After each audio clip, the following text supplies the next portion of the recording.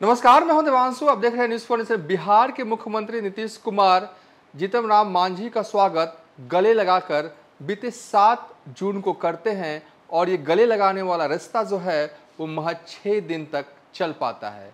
और 13 जून को जीतन राम मांझी के बेटे सबसे पहले मंत्री पद का इस्तीफा देते हैं और शाम होते होते जेडीयू के राष्ट्रीय अध्यक्ष ललन सिंह ऐलान कर देते हैं कि अब जीतन राम मांझी और उनकी पार्टी जो है वो महागठबंधन का हिस्सा जो है अब नहीं है।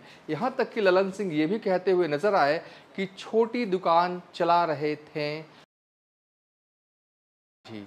दरअसल जो कुछ भी इन 6 दिनों में हुआ उसकी स्क्रिप्ट जो है वो बहुत ही पहले लिखी जा चुकी थी कि करीब 2-3 महीने पहले से ये खबर थी। सूत्र के हवाले से कई लोग चला भी रहे थे कि जीतन राम मांझी जो हैं वो जल्द ही एनडीए का हिस्सा होने वाले हैं।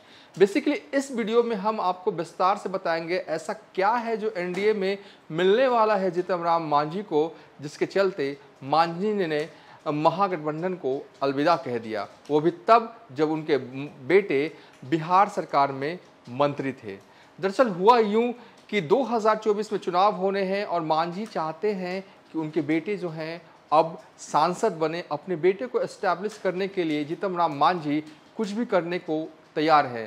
जीतन राम मांझी अच्छी तरीके से जानते हैं कि गया लोकसभा सीट पर बीजेपी स्ट्रांग है, महागठबंधन जो है वो कहीं ना कहीं कमज़ोर है, शहरी लोकसभा क्षेत्र है।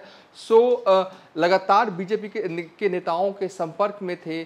जब डील फाइनल हो गई, जब डील लॉक हो गई तो वो जो है उनके बेटे संतोष मांझी सबसे पहले इस्तीफा देते हैं और कहानी जो है वो पहले ही लिखी जा चुकी थी, स्क्रिप्ट जो है वो पहले ही लिखा जा चुकी थी, बस उसको फॉलो अप किया जा रहा था।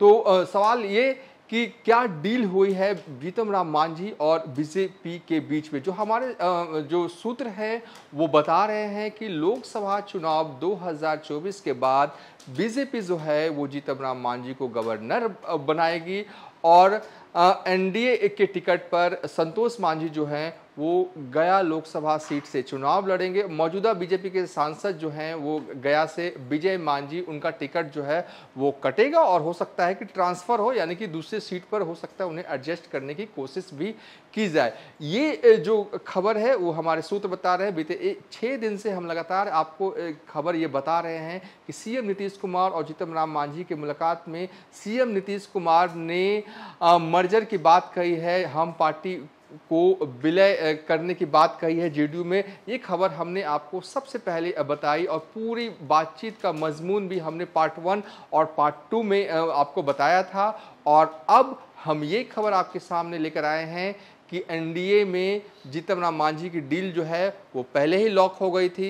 ये और किस तरीके से एग्जिट करना है जीतन राम मांझी की पार्टी को महागठबंधन से, ये संतोष मांझी ने डिसाइड किया और सबसे पहले मंत्री पद से इस्तीफा दिया और शाम होते होते ललन सिंह ने ये कह दिया कि वो अब महागठबंधन के हिस्सा जो है वो नहीं है। तो कुल मिला कहें कि जल्द ही अब एनडीए का हिस्सा होंगे जीतन राम मांझी। जो डील लॉक हुई है उसके मुताबिक जो हमारे सोर्सेज बता रहे हैं कि लोकसभा चुनाव के बाद गवर्नर बनेंगे जीतन राम मांझी और गया सीट जो है वो संतोष मांझी को दी जाएगी एनडीए की तरफ से। फिलहाल अभी तक के लिए इतना ही। आप देखते रहिए न्यूज़ फॉर नेशन।